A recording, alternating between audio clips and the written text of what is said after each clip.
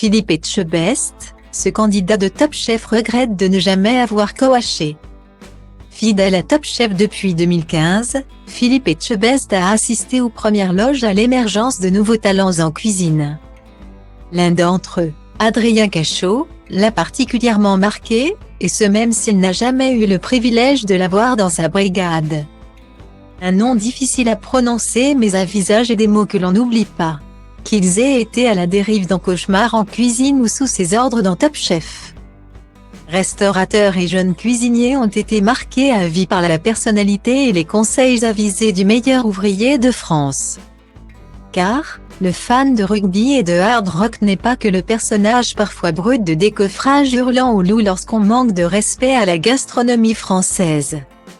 Un nounours en guimauve sommeille en Philippe Etchebest, faut-il seulement un peu de talent et de répondant pour le réveiller? Dernier éliminé de la 14e saison de Top Chef, Danny s'est, lui, endormi sur ses lauriers. Au grand regret de son mentor. Il m'a dit qu'il aurait voulu plus m'accompagner. Que c'était super dommage et que j'avais un bel avenir devant moi, a confié le rappeur latino. Preuve que Philippe Etchebest ne regrette pas de l'avoir pris sous son aile.